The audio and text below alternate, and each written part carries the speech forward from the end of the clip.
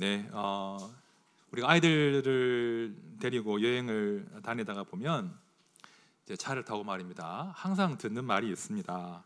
우리 어디 가요? 그리고 이제 언제 도착해요? 이게 정말 킬링 포인트예요. 언제 도착해요? 우리 지금 강릉에 가는 거야. 3시간 정도 있으면 도착할 거야. 이렇게 이제 이야기를 하죠. 그런데 조금 있다가 또 아이들이 물어봅니다. 우리 어디 가요? 우리 언제 도착해요? 2번 정도까지는 제가 친절하게 답을 합니다. 우리 강릉 가는 거고 3시간 정도 가면 도착해. 그런데 2번으로 끝나지 않죠. 또 아이는 물어봅니다. 우리 언제 도착해요? 살짝 짜증이 나지 않습니까? 그게 정상이죠? 살짝 짜증이 납니다.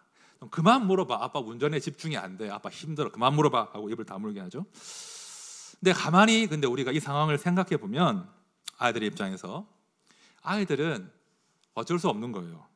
일단 강릉을 몰라요. 강릉이 얼마나 좋은 곳인지 모릅니다. 그리고 3시간이라는 시간의 감각도 아이들은 없어요. 강릉이 얼마나 좋은 줄도 모르고 시간 감각도 없으니까 계속 지루한 거예요. 어디 가는 건지, 거기 뭐 있는 건지, 얼마나 더 가야 하는지 또 질문하고 힘들어하고 지겨워하고 짜증을 냅니다. 가만히 보면 우리네 신앙생활도 이 아이들과 비슷하다, 그런 생각을 가질 때가 있습니다. 하나님이 우리 하늘 아버지가 되신다. 하나님께서 우리의 삶을 마침내 선한 목적지까지 이끄실 것이다. 우리가 얼마나 많이 듣습니까? 제가 지난주에도 한 말이잖아요. 자꾸 들어요. 또 들어요. 그런데 우리는 또 까먹습니다. 돌아서면 지겹고 어디 가는 건지, 왜 가는 건지, 얼마나 걸리는 건지, 얼마나 참아야 하는 건지 또 질문하게 되어 있다는 것입니다.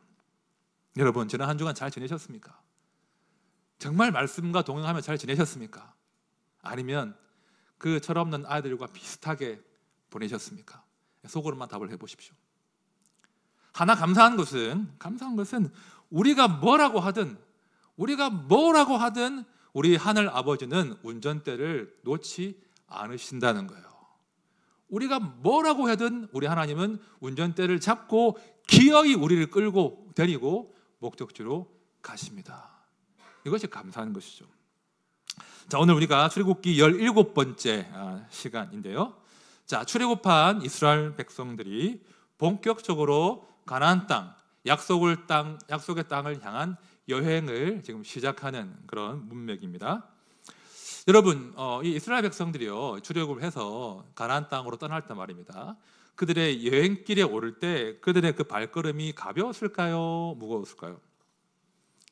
가벼웠을까요? 무거웠을까요? 알 수는 없습니다. 하지만 말씀으로 추정해 보건대 그들의 발걸음은 아주 경쾌하고 가벼웠을 거예요. 조금 흥분되고 기대와 감격으로 그들의 여정을 시작했을 것이라 제가 추정합니다. 근거가 말씀에 나와요. 자, 출애굽기 12장 35절, 자 36절 말씀 우리 같이 읽어봅시다. 시작.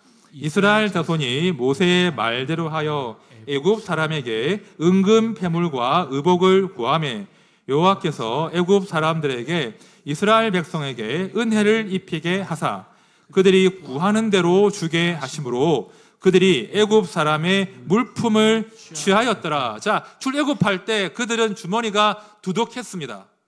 은금 패물을 구했고 구하는 대로 이집트 사람들이 주었다고 합니다. 비유컨대 그동안 밀려있던 그 임금을 시원하게 한 번에 이자에 더해서 다 정산받고 지금 출발하는 그런 발걸음이라는 거예요. 가볍지 않을 수가 없겠죠. 자, 그 다음 구절도 보십시오. 이스라엘 자손이 람셋을 떠나서 숫곳에 이르니 유아외에 보행하는 장정이 60만 가량이요 수많은 잡족과 양과 소와 심이 많은 가축이 그들과 함께 하였으며 장정만 60만이라고 합니다. 엄청난 숫자가 위용을 과시하면서 쫙 나갔는데 수많은 잡족이 함께 했대요. 자, 잡족이 누구예요? 어떤 사람들이죠? 잡족. 왜 번역을 잡족으로 했을까요? 하여튼 잡족이래요. 그러니까 야곱 혈통 말고 아마 야곱 혈통과 비슷하게 애굽으로 이주해서 정착하고 살던 그런 노예들이나 평민들도 그 출애굽의 대열에 합류했다는 거예요. 근데 수많은 잡족이래요. 왜 이들이 애굽에 살지 않고 출애굽에 동행했을까요? 왜 그랬을까요? 그들이 보았잖아요. 여호와의 능력을. 그죠? 그들이 당대 최고의 제국 왕 바로를 제압하는 여호와의 능력과 여호와의 품격을 보았거든요. 다른 우상과는 차원이 다르구나. 여호와를 알았단 말입니다. 그래서 우리도 이제 바로의 지배를 받는 것이 아니라 여호와를 섬기는 사람이 되고 싶다. 그런 마음으로 동행하는 사람들이 꽤 많았을 겁니다. 그러니까 지금 이 출애굽의 광경은 굉장히 신나는 광경이에요. 우리는 애굽 왕 바로를 이긴 민족이다. 수많은 잡족들이 우리를 지지하고 있다. 그런 자신감으로, 자부심으로 출애굽한 거예요. 거기다가 38절을 보시면은 심히 많은 가축도 함께 했다고 합니다. 사람도 많죠. 잡족들도 함께 하죠. 은금, 패물, 재물들, 가축들 다 동원해가지고 나오니까 얼마나 자신감으로 넘치겠습니까? 그리고 결정적인 장면이 있어요. 자, 13장 21절, 22절 우리 함께 보겠습니다. 시작. 여호와께서 그들 앞에서 가시며 낮에는 구름 기둥으로 그들의 길을 인도하시고 밤에는 불 기둥을 그들에게 비추사 낮이나 밤이나 진행하게 하시니 낮에는 구름 기둥 밤에는 불 기둥이 백성 앞에서 떠나지 아니하니라. 보십시오. 여호와 하나님의 그 불 기둥과 구름 기둥이 그들 앞에서 그들의 여행을 이끄는 거예요. 엄청난 광경입니다. 하나님이 눈에 보이게 구름 기둥으로 그들 위에 그늘을 들이우시고 밤에는 불 기둥으로 그들의 어둠을 밝히시고 그 차가운 그 냉기를 몰아내시는 거예요. 놀랍지 않으세요? 구름 기둥과 불 기둥이 그들의 행렬과 같이 했다는 거예요. 그러니까 이 출애굽한 이스라엘 백성들은 굉장히 자신감이 넘치는 거예요. 실제로 말씀도 그런 증언을 하고 있습니다. 자, 14장 8절 하반절을 제가 세 번역으로 볼게요. 이런 구절이 나와요. 주님의 보호를 받으면서 당당하게 나가고 있는 이스라엘 자손. 굉장한 자신감으로 우리는 강한 민족이야. 우리는 이제 살았어. 우리 인생은 꽃길이야. 약속의 땅으로 가는 거야. 우리나라 세울 수 있는 거야. 막 그런 자신감으로 지금 첫걸음을 내딛는 거예요. 어떤 기대가 있고 어떤 감격이 있는 겁니다. 자, 그러나 우리가 성경을 스토리를 다 알지만 이제 시작인 거예요. 그죠? 가나안으로 가는 꽃길이 있던가요, 없던가요? 없습니다. 꽃길은 없어요. 이제 그들 앞에 본격적인 훈련이 시작되더라는 거예요. 자, 5절부터 7절까지 말씀을 제가 볼게요. 그 백성이 도망한 사실이 애굽 왕에게 알려지매 바로와 그의 신하들이 그 백성에 대하여 마음이 변하여 이르되 우리가 어찌 이같이 하여 이스라엘을 우리를 섬기면서 놓아 보내었는가 하고 바로가 곧 그의 병거를 갖추고 그의 백성을 데리고 갈새 선발된 병거 600대와 애굽의 모든 병거를 동원하니 지휘관들이 다 거느렸더라. 자, 바로가 이스라엘 백성들을 추격하기 시작합니다. 추격하는데 7절에 보니까 애굽의 모든 병거를 다 동원했다고 해요. 모든 지휘관들을 총 동원했다고 합니다. 과도할 정도로 무리해서 바로가 모든 병력을 동원해서 최정예를 이끌고 이스라엘을 추격하는 겁니다. 만만치 않은 상황을 가나안 첫걸음에 이스라엘이 만난 거예요. 제가 지난주에 이미 말씀을 나누었지만 우리가 하나님의 사람으로 사는 것, 그러니까 바로의 종이 아니라 하나님의 첫째로 사는 것 만만치 않습니다. 바로는요, 세상은요 결코 우리를 순순히 놓아주지 않습니다. 모든 힘과 권력과 방법을 다 동원해서 기어이 우리를 다시 붙잡으려고 하는 거예요. 탈출 쉽지 않습니다. 이건 제가 다음 주에 한 번 더 자세하게 풀어보겠습니다. 자, 이스라엘이 당당하게 출애굽했으나 바로의 추격 앞에 그 마음이 무너지기 시작해요. 자, 9절과 10절 말씀 보십시오. 애굽 사람들과 바로의 말들, 병거들과 그 마병과 그 군대가 그들의 뒤를 따라 바알스본 맞은편 비아히롯 곁 해변 그들이 장막 친 데에 미치니라. 바로가 가까이 올 때에 이스라엘 자손이 눈을 들어 본즉 애굽 사람들이 자기들 뒤에 이른지라. 이스라엘 자손이 심히 두려워하여 여호와께 부르짖고. 자, 애굽의 군대가 눈에 보일 만큼 가까이 왔습니다. 그러나 아직 그들을 공격한 것은 아니죠. 그죠? 그런데요, 오늘 말씀을 보면 자, 애굽의 군대보다 이스라엘을 먼저 공격한 것이 있습니다. 애굽의 군대보다. 무엇이 이스라엘을 먼저 공격했습니까? 두려움. 맞죠? 애굽의 군대보다 두려움이 먼저 그들을 공격하고 그들을 무너지게 하기 시작하는 거예요. 그렇죠? 말씀을 보면, 오늘 말씀을 잘 보시면 이 두려움이 이스라엘을 어떤 식으로 파괴하는지가 아주 잘 드러나 있습니다. 자, 두려움의 파괴적인 증상 두 가지. 자, 첫 번째는 두려움은 작은 죽음을 낳는다는 거예요. 두려움은 작은 죽음을 낳습니다. 자, 11절 말씀 보십시오. 그들이 또 모세에게 이르되 애굽에 매장지가 없어서 당신이 우리를 이끌어내어 이 광야에서 죽게 하느냐? 어찌하여 당신이 우리를 애굽에서 이끌어내어 우리에게 이같이 하느냐? 무슨 말하고 있죠? 애굽에 매장지가 없어서 우리를 광야에서 죽게 하고 이 광야를 우리의 매장지로 삼게 하느냐? 그런 말을 하고 있는 거예요. 여러분, 두려움은요 항상 상상의 날개를 달아요. 항상 우리의 상상력을 이제 자극하죠. 두려움은 상상의 날개를 달고 아직 당도하지도 않은 죽음으로 우리를 이끌어가는 거예요. 아직 당도하지도 않은 죽음을 미리 맛보게 하는 거예요. 이게 두려움의 증상이에요.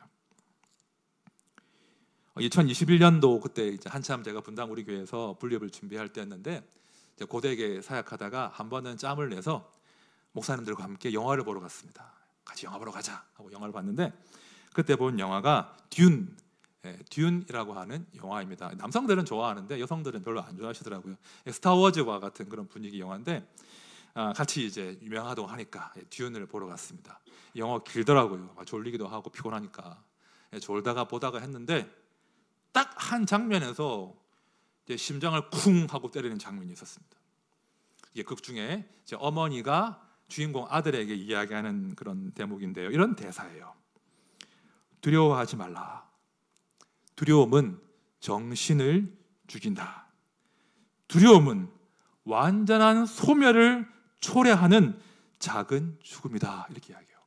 와, 제가 그 대사를 쫙 보고 듣는데 막 심장이 쿵쿵 박히더라고요. 분립을 앞두고 있으니까 온갖 두려움과 그 두려움이 가져오는 그 상상력, 그죠?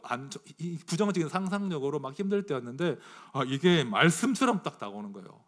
죽음은 정신을 죽인다. 두려움은 완전한 소멸을 초래하는 작은 죽음이다. 제가 정말 동의할 수밖에 없었습니다. 지금 이스라엘이 그런 상태인 거예요. 아직 죽음이 당도하지 않았어요. 아직 죽지 않았어요. 그 두려움 때문에 아직 당도하지 않은 죽음 속으로 스스로를 밀어넣는 거예요. 그 정신이 이미 죽은 상태인 것입니다. 이것이 두려움이 가지고 오는 첫 번째 증상인 것이죠.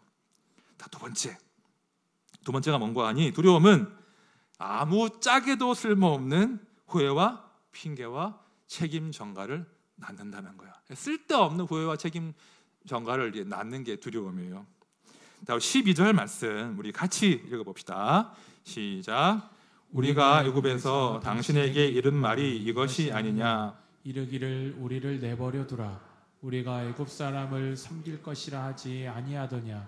애굽 사람을 섬기는 것이 광야에서 죽는 것보다 낫겠노라.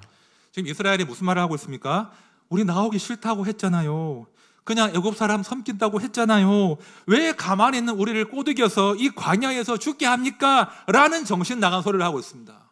여러분, 두려움 때문에 멘탈이 무너지면, 정신이 죽으면 정신 나간 소리를 하게 되어 있는 거예요. 두려움이 그래요. 아무짝에도 도움이 안 되고 쓸모없는, 하나도 도움이 안 되는 후회와 원망과 핑계와 책임 전가를 양산한다는 거예요. 제가 이제 아이들이 많잖아요. 다 뜻이 있으신 것 같아요. 제가 아이들을 통해서 굉장히 많은 교훈들을 배웁니다. 특히 셋째를 통한 그런 교훈이 많은데요. 저희 셋째가 한번 말씀드린 적이 있습니다. 그 새돌이 되기 전에 심장 수술을 받은 적이 있습니다. 그때 수술이 참 힘겨운 수술을 했는데 그때 제가 이 두려움이 정말 파괴적이구나. 제가 정말 아프게 배웠습니다. 원래 2시간 반 정도 예상을 하고 이제 아이를 수술방에 넣었는데 중간에 뭐가 잘못됐어요. 잘못되고 일종의 사고가 난 거죠. 그리고 중간에 집도의가 바뀌고 수술방도 바뀌고 그래서 결국은 11시간 수술을 아이가 하게 됐습니다. 근데 언제 끝날지 모르니까 대기실에 앉아 있는데 온갖 상상의 나래를 펴는 겁니다. 어떤 일이 벌어지고 있는 건가? 도대체 저 안에서 이대로 내가 우리 아이를 잃어버릴 수 있겠구나. 좀 더 있다가 할 걸. 정말로 속으로 좀 더 있다가 할 걸. 좀 더 키운 다음에 할 걸. 다른 병원에서 할 걸. 다른 의사한테 한번 물어볼 걸. 진짜 그 11시간 동안 저는 계속 죽었어요. 계속 작은 죽음, 아무짝에도 쓸모없는 후회와 핑계와 또 책임 전가로 저를 무너지게 하더라고요. 결국 11시간 만에 제가 아이를 다시 봤거든요. 제가 정말 크게 배웠습니다. 정말 제가 크게 배웠습니다. 두려움이 나를 지배하도록, 두려움이 나를 망치도록 방치하면 안 되는구나. 그걸 정말로 배웠습니다. 여러분, 두려움이 여러분을 지배하거나 파괴하도록 방치하시면 절대로 안 되시는 거예요. 여러분, 두려움의 에너지를 공급하는 그런 어리석은 일을 하시면 안 되는 거예요. 여러분, 우리 두려움이 뭘 먹고 자라는지 아십니까? 아까 증상과 동일한 거예요. 나는 죽었다. 나는 죽었네. 작은 죽음들이 두려움을 더 키우는 거예요. 원망과 책임과, 그죠? 도무지 쓸데없는 그런 생각들 있잖아요. 그런 것들이 두려움을 더 키우는 양분이 된다는 거예요. 여러분, 두려움을 절대로 그냥 방치하시면 안 됩니다. 양분을 끊으셔야 돼요. 그죠? 작은 죽음 속으로 들어가지 마시고 쓸데없는 원망과 핑계와 후회와 책임 전가를 중단하셔야 돼요. 그래야 두려움에 싸울 수 있는 거예요. 자, 이렇게 이스라엘 백성들이 이 두려움에 사로잡혀 있는데 모세는 어떻게 했습니까? 모세가 용감한 사람이에요? 겁이 많은 사람이에요, 여러분? 우리가 성경을 쭉 봐왔잖아요. 모세는 겁 많아요. 그죠? 40년 전에 바로가 무서워서 미디안으로 도망간 사람이 모세예요. 하나님이 부르실 때 거듭거듭 거부한 사람이 모세예요. 모세는 겁 많은 사람이 분명해요. 하지만 지금은 모세가 그 두려움을 용기로 바꾸어내고 있습니다. 놀라운 변화를 목도할 수 있습니다. 오늘 말씀을 보면 모세는요, 그 두려움과 맞서 싸우면서 이스라엘 백성들에게 정확하게 3가지 명령을 하고 있습니다. 자, 13절 말씀 제가 볼게요. 모세가 백성에게 이르되 너희는 두려워하지 말라. 두 번째, 가만히 서 있으라. 가만히 서서 여호와께서 오늘 너희를 위하여 행하시는 구원을 보라. 두려워하지 마라. 가만히 서 있으라. 그리고 보라. 이 3가지 명령을 한다는 거예요. 이걸 기억하셔야 돼요. 좀 더 봅시다. 모세의 명령 3가지. 첫 번째, 두려워하지 말라. 이 말은 오해하시면 안 돼요. 두려움이란 감정 자체를 갖지 말라는 게 아니에요. 그건 불가능하잖아요. 두려운 건데, 그렇죠? 그 감정 자체를 떨쳐버릴 수는 없습니다. 이 말의 의미는 두려움과 맞서서 싸우라는 거예요. 그 의미로 이해하셔야 돼요. 제가 간혹 소개하는 그 빅터 프랭클 박사님의 죽음의 수용소에서라는 책 다들 아시죠? 꼭 한번 읽어보십시오. 제가 이 책을 너무너무 좋아하는데요. 제가 이 책을 좋아하는 이유가 있습니다. 좀 특별한 이유가 있어요.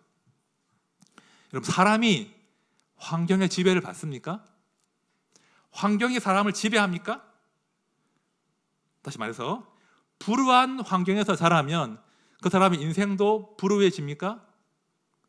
아버지가 폭력적이었으면, 어머니가 빨리 돌아가셨으면, 아버지 없이 자랐으면, 부모님이 지극히 가난했으면, 혹은 부모님이 이혼했으면 그 환경 가운데 자란 그 아이의 삶도 평생 망가지고 어두운 겁니까? 세상은 그렇게 말한다는 거예요. 그렇게 말해요. 네가 받은 그 상처와 쓴뿌리와 트라우마가 너의 삶을 결정지을 거야 라고 이야기한단 말입니다. 제가 너무 싫었어요. 그런 말들이 너무 싫었어요. 그런데 빅터 프랭클은 다른 말을 하거든요. 다른 주장을 해요. 뭐라고 하냐면 동일한 환경이나 사람은 다른 선택을 할 수 있다는 겁니다. 심지어 죽음의 수용소에 갇혀 있으면서도 죽음이 아니라 희망과 사랑과 소망을 선택할 수 있더라. 이것이 빅터 프랭클의 발견이었고 그걸 책으로 펴낸 거예요. 제가 한 대목을 읽어볼게요. 인간에게 모든 것을 빼앗아 갈 수 있어도 단 한 가지, 마지막 남은 인간의 자유, 주어진 환경에서 자신의 태도를 결정하고 자기 자신의 길을 선택할 수 있는 자유만은 빼앗아 갈 수 없는 것이다. 이것이 성경적인 주장이라고 생각해요. 우리는 선택할 수 있더라는 거예요. 그죠? 동일한 두려움의 환경에 처해지만 누군가는 스스로 죽음 가운데 스스로 걸어 들어가지만 성도는 그렇게 하지 않을 수 있어요. 두렵기 때문에, 그 두려움이 깊기 때문에 오히려 더 깊은, 더 묵직한 용기를 발휘할 수 있는 것이 성도라는 거예요. 왜 그런지 아십니까? 왜 그럴까요?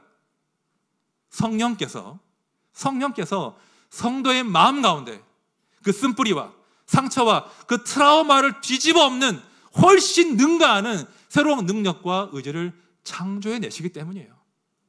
성도는 환경의 지배를 받지 않는 거예요. 다른 선택을 할 수 있는 것이 성도라는 것입니다. 여러분, 그 겁쟁이 모세가 어떻게 이렇게 용감한 사람으로 성장했을까요? 그의 심장에 강해진 비결이 무엇이겠습니까? 어떤 비결이 있을까요? 여러분, 비결 없습니다. 비결 없어요. 그냥 반복 훈련, 달리 방법이 없습니다. 두려우면 맞서보고, 때로는 넘어져보고, 때로는 깨져보고, 다시 일어나보고, 다시 맞서고, 다시 넘어지고, 다시 일어나고, 그 반복으로 체득되는 거예요. 아, 내가 살아보니 별것 아니구나. 적들은 생각보다 강하지 않구나. 내가 견딜 수 있구나. 그리고 무엇보다 하나님이 나와 함께 하시는구나. 아침마다 나를 다시 눈뜨게 하시고 나의 하루를 선물하시는구나. 살면 또 사라지는구나. 그 진리를 그 반복되는 고난 가운데, 두려움 가운데 체득하는 겁니다. 모색을 체득한 거예요. 분명 두려웠으나 맞설 수 있어. 이길 수 있어. 제가 아이 이야기 많이 안 하고 싶은데 좀 더 하겠습니다. 제 셋째 이야기 계속 할게요. 아이가 이제 악성 종양입니다. 이제 항암을 해야 합니다라는 확정 판결을 받고, 저희가 제 아이 가슴에 그 케모포트를 이제 삽입해야 하는 시술 때문에 마취를 하고 아이를 수술방으로 들여보냈습니다. 정말 가슴이 찢어지는 그런 순간이었습니다. 아이를 보냈어요. 최소 1년에서 2년 정도 치료받아야 합니다라는 이야기를 들었는데 너무 겁났습니다. 그 시간들 버틸 수 있을까? 어떻게 해낼까? 폐렴으로 알고 월요일날 입원했는데 목요일날 항암 시작했거든요. 너무너무 두려웠습니다. 잘 해낼 수 있을까? 이길 수 있을까? 아이를 이제 시술을 위해서 이제 수술방으로 들여보내놓고 아내와 제가 그 병원 복도에서 서로 부둥켜 안고 울었습니다. 울었어요. 우는데 제 아내가 저한테 그러는 겁니다. 그냥 울어버려라고 저한테 이야기를 하더라고요. 그 말이 지금도 귀에 쟁쟁합니다. 그냥 울어버려. 함께 부둥켜 안고 울었습니다. 그런데요, 제가 울기 싫었습니다. 울기가 너무 싫었어요. 왜냐하면 제가 많이 울어봤거든요. 제가 많이 울어봤는데 울어도 죽은 사람 돌아오지 않더라고요. 울어도 하나도 도움이 안 되더라고요. 제가 울기 너무 싫었어요. 그냥 힘만 들어요. 감정만 고갈돼요. 울기 싫었어요.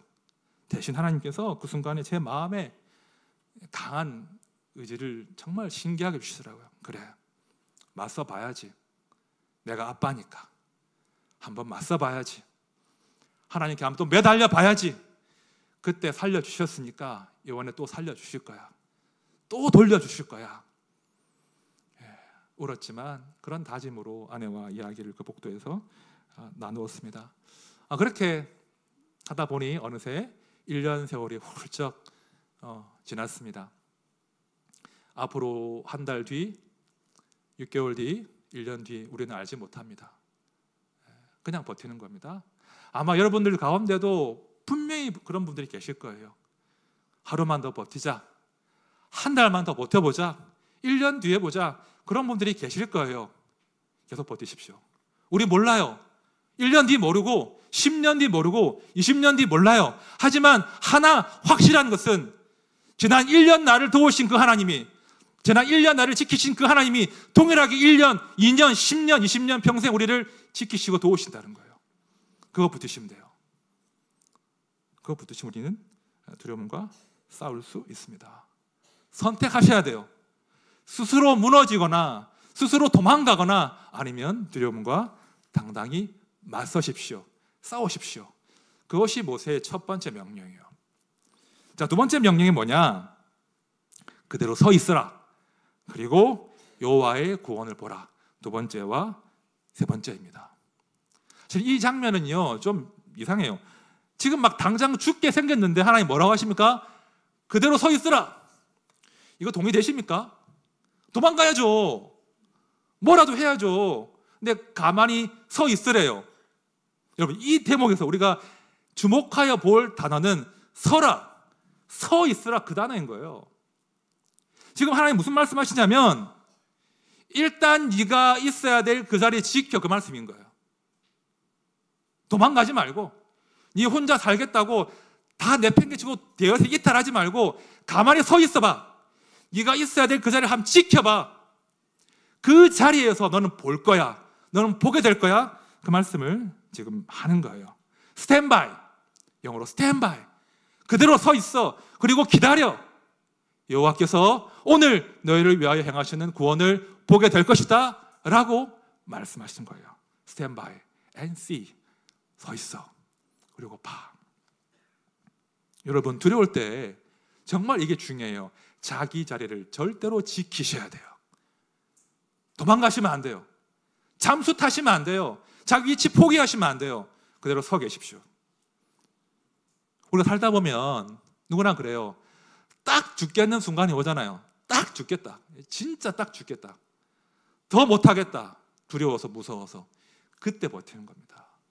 그때 그 자리에 서 있는 겁니다. 저라고 안 그렇겠습니까? 다 마찬가지 않습니까? 아이는 아프고 힘겹죠. 중간중간 고비가 오죠. 목회가 쉽습니까, 여러분? 목회도 굽이 하나 남으면 또 다른 고비가 찾아오고, 야, 이래서 죽겠다 이러다가 내가 그래가지고 이제 할 수 있을까? 그런 한계를 고백한 적이 참 많습니다, 하나님께. 여러분, 제가 이제 그 좋아하는 프로그램 아시죠? 나는 자연인이다. 우리 남성들이 좋아하는 이유가 있습니다. 딱 죽겠거든요. 딱 피하고 싶거든요. 우리 어머님들 뭐 좋아하십니까? 잘 모르겠는데 아무튼 그때 피하고 싶단 말입니다. 그때 지키셔야 돼요. 그때 그 자리에 서서 여호와의 구원을 목도하시는 거예요. 하나님 명령입니다. 도망가지 마. 네가 도망가면 보지 못할 것 네가 보게 될 거야 라고 하나님 말씀하시는 거예요. 세 가지 명령 기억하십시오. 두려워하지 말라. 두려움과 싸워내라. 두려움을 용기로 바꾸어내라. 자기 자리를 지켜라. 그리고 여호와의 구원을 보라. 이 세 가지 명령이 이스라엘 광야 전체를 관통한 이정표였던 거예요. 다른 것 없습니다. 이 세 가지 명령 붙들고 그들이 붙들어야만 그들이 광야를 통과할 수 있는 겁니다. 우리 성도 또한 마찬가지예요. 이 세 가지 명령을 붙들고 우리는 광야를 행군하는 겁니다. 이 세 가지 명령 붙들고 마침내 가나안 땅에 도착하는 거예요. 이제 말씀을 정리하겠습니다. 명량이라는 영화 아시죠? 그게 1700만 이상 본 아마 그 히트 1일걸요. 명량이라는 영화가 있는데 그 단 12척의 배로 일본 133척의 배를 격침하거나 대파하는 그런 이제 명량 해전을 이제 배경으로 한 영화입니다. 이 명량 해전의 승리 때문에 정유재란에서 결정적으로 이제 조선이 승리하는 그 계기가 되거든요. 근데 말이 안 되잖아요. 12척 배로 133척 깨볼 수 있습니까? 말도 안 되는 상황을 이제 이순신 장군이 해내는데 그 중에 장군과 아들이 이런 대화를 나눠요. 만일 그 두려움을 용기로 바꿀 수만 있다면 말이다. 그 용기는 100배, 1000배가 되어 나타날 것이다. 아들이 물어봐요. 극한 두려움에 빠진 저들을 어떻게 그런 용기로 바꿀 수 있단 말입니까? 어떻게 그게 가능합니까? 장군이 말씀하십니다. 죽어야겠지 내가. 죽어야겠지 내가. 굉장한 이야기 하는 거예요. 여러분, 우리가 다 이순신 될 수는 없어요. 다 모세가 될 수는 없어요. 하지만 누군가는 이순신이 돼야 돼요. 누군가는 모세가 되어야 돼요. 누군가는 죽기를 각오하고 두려움과 싸워야 돼요. 그래야 두려움에 빠져있는 내 아들과 딸과 내 가족과 이웃들을 살려낼 수 있는 거예요. 내가 힘겹지만 용기의 깃발을 들어야, 그래야 우리 아이들이, 우리 이웃들이 두려움과 맞서 싸울 수 있다는 거예요. 여러분, 우리 시대가 이런 성도가 필요해요. 두려움과 맞서 싸울 수 있는 성도, 그렇죠? 자기 자리를 지키는 성도, 그리고 여호와의 구원을 갈망하는 성도, 그들이 교회를 지키는 거예요. 그들이 가정을 지키고 직장을 지키고 이 땅을 지키는 겁니다. 함께 우리 모두가 이러한 성도의 사명을 충성되게 감당하는 착한 성도 되시기를 진심으로 축원드립니다. 아멘. 우리 찬양합시다. 나는 믿네라고 하는 찬양이 있습니다. 성도는 믿음이 정말 필요해요. 믿음이 필요한데 다른 무엇보다 하나님의 능력에 대한 신뢰와 믿음이 필요해요. 우리의 싸움 같지만 하나님의 싸움이거든요. 믿음이 필요해요. 하나님, 제가 정말로 믿습니다. 이 싸움을 두려움이 아니라 용기로 감당할 수 있게 해주십시오. 가만히 서서 여호와의 구원을 목도하는 우리의 삶이 되게 해주십시오. 찬양합시다.